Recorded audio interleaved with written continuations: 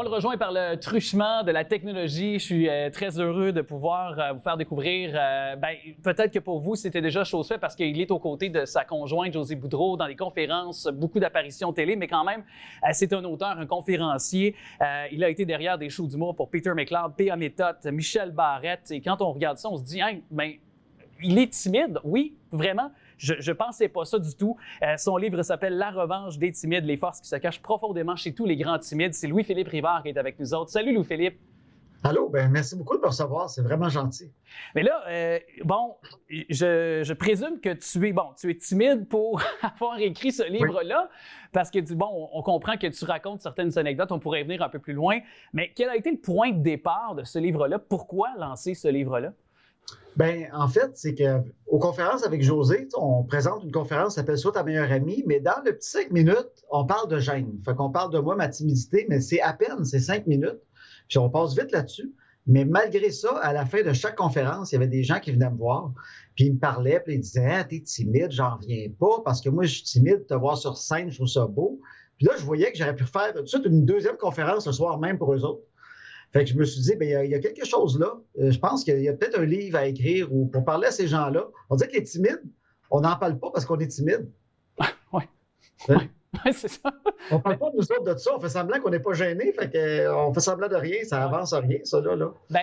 En même temps, c'est là où on va comprendre davantage, peut-être en lisant le livre, mais pour ceux qui sont témoins de notre conversation à l'instant, Louis-Philippe, dis-moi, as-tu un souvenir précis où tu as remarqué que tu étais là, timide, là, que vraiment ça a été pour toi comme une sorte de « OK, là, je suis peut-être pas comme les autres, j'ai peut-être moins côté fonceur que peut-être mes collègues de classe, là, ou peut-être des gens de ton entourage, finalement. » Ça a tout le temps été parce que quand je regarde l'histoire de ma vie, mon plus loin souvenir, c'est à la maternelle. Je me souviens clairement d'être déjà très timide parce que quand on arrivait dans la classe, on avait une période libre, on pouvait aller jouer à n'importe quoi. Puis il y avait des petites autos et des Legos, puis j'avais vraiment, vraiment le goût d'y aller. Mais je me souviens clairement que je regarde, il y a du monde pas mal qui y vont. Fait que ça me tente pas d'être avec tout le monde. Fait qu'il y avait de la poterie à une place avec un petit four. Fait que tu faisais de la poterie, puis après ça, la prof mettait ça dans le four. J'ai fait ça toute l'année. J'étais pas bon. Fait que tout ce que je faisais, c'était des bols. Avec mes doigts, je faisais 4 traces comme pour faire un cendrier. Tu sais, ses côtés. J'amenais ça à ma mère. Puis elle fumait même pas. Je pense que j'ai amené 25 cendriers au courant de l'année. J'étais tout le temps à la poterie pour être tout seul.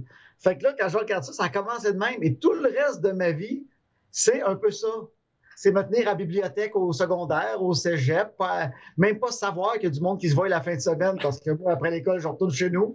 Fait que je me suis auto-rejeté. Je savais même pas que j'étais un rejet. Fait que c'est vraiment l'histoire de ma vie, c'est une histoire d'un gêné qui s'en est sorti tranquillement, là. Oui, tu t'en es drôlement sorti. Tu es un gars de gang maintenant, on le sait, pour avoir signé des shows d'humour, des bye-bye aussi, où tu as fait partie d'un collectif. Ça prend quand même une certaine confiance en soi pour s'affirmer, puis justement, pour dire « Hey, OK, ce que je viens d'écrire, c'est peut-être drôle » ou tout ça. Donc, c'est quand même important. Puis, est-ce que l'antidote, justement, pour se sortir de sa timidité, c'est de se sortir de sa zone de confort, peut-être? Moi, je crois beaucoup à ça, parce que quand je regarde ma jeunesse, c'est que j'évitais les situations.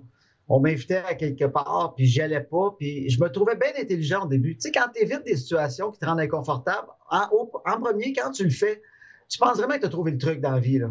Tu te trouves bon en Caroline. Tu inventes un petit mensonge, tu y vas pas.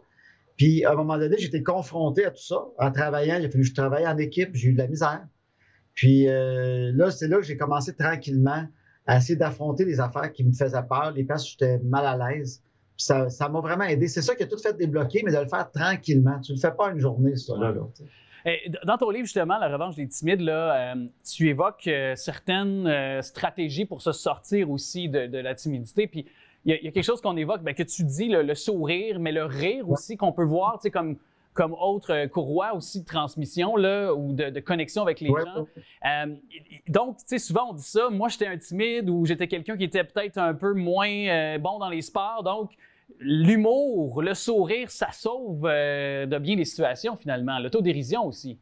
Oui, mais en fait, moi, ce qui m'aide, puis je le fais encore consciemment aujourd'hui, parce que souvent c'est naturel, mais il faut quand même, je me le dise. Quand on est gêné, on arrive à une place qu'il y a des gens qu'on ne connaît pas, disons.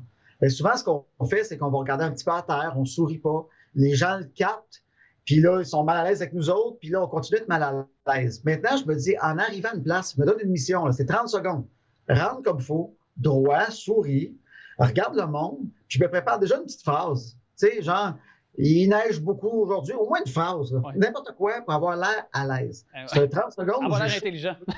Oui, mais si je travaille ces 30 secondes-là où j'ai un peu chaud, bien là, le monde a une autre vision de moi.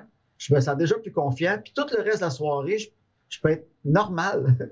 Je peux pas besoin de travailler, puis c'est déjà plus facile. Fait que je crois beaucoup à ça, juste notre façon d'arriver avec les gens. Si on le fait comme il faut, on s'aide pour le restant de la journée après ça, le restant de la soirée.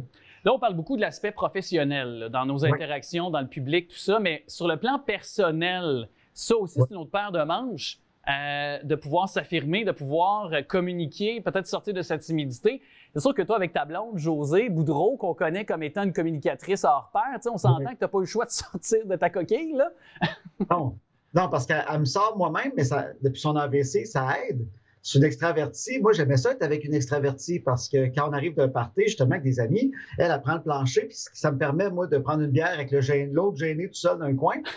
Et depuis qu'elle a eu son AVC, souvent, elle commence une anecdote devant le monde, elle n'est plus capable, fait qu'elle m'appelle. Oui, Phil, viens compter l'affaire qui est arrivée. Puis là, je suis obligé maintenant d'aller avec elle. Mais sais-tu quoi? À chaque fois que ça arrive, ça m'aide. Puis là, les gens savent que je suis drôle.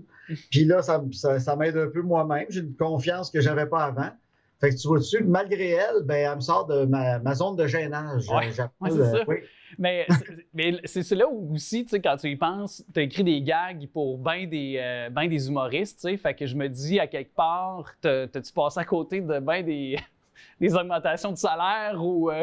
Pour vrai, c'est ça la gêne. C'est pour ça qu'il faut s'en débarrasser. Pour au moins les places que ça ne nous sert pas. On va toujours être timide. Mais moi, quand je t'écrivais pour un humoriste, s'il oubliait de me payer, ça arrive. Moi, je n'osais pas y redemander. Fait que j'attendais des fois qu'il va y penser. Moi, j'ai un 10 000 $ de chèque qui flotte à quelque part dans le jello cosmique que j'aurai jamais, là. Tu comprends? Ils ont fait des millions grâce à toi. C'est ça le problème. Ben oui, parce que j'ose pas réécrire. Tu n'as pas pensé de me payer. Puis finalement, j'oublie moi aussi. Mais on va toujours être gêné, mais il faut au moins travailler pour s'en débarrasser aux endroits que ça ne nous sert vraiment pas. C'est ça le but. T'sais. Je veux prendre le temps, Louis-Philippe, avec toi parce qu'il nous reste environ 2 minutes. Puis évidemment, il y a ton livre qu'on parlait dans les derniers instants, La revanche des timides. Mais il y a cette conférence dont tu as évoqué un peu plus tôt, tu as effleuré avec Josée. Mais là, vous êtes en tournée encore partout au Québec ces prochains mois. Je regardais sur vos plateformes. C'est fou. Puis peut-être pour ceux qui n'ont pas encore assisté, toi et Josée, là, votre conférence, raconte-nous un peu comment se déroule la conférence, les thèmes abordés, un peu l'ADN de votre conférence. Bien, ça s'appelle « Sois ta meilleure amie ». Celle-là, ça fait 1 an qu'on l'a fait. Puis, en fait, c'est très drôle. C'est quasiment un show d'humour. J'en ai écrit, je sais que c'est drôle. Là.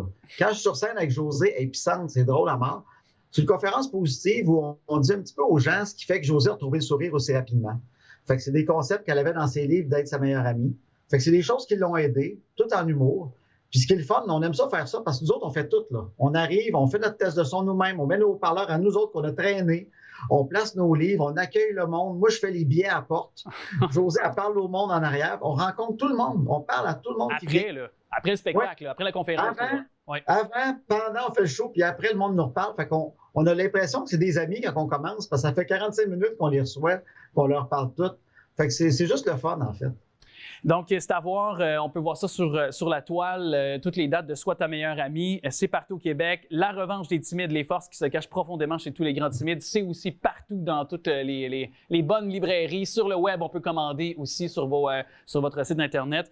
Merci beaucoup, Louis-Philippe Rivard. Ça a été un plaisir de t'accueillir. Bien, merci de m'avoir reçu. C'est vraiment gentil. Merci.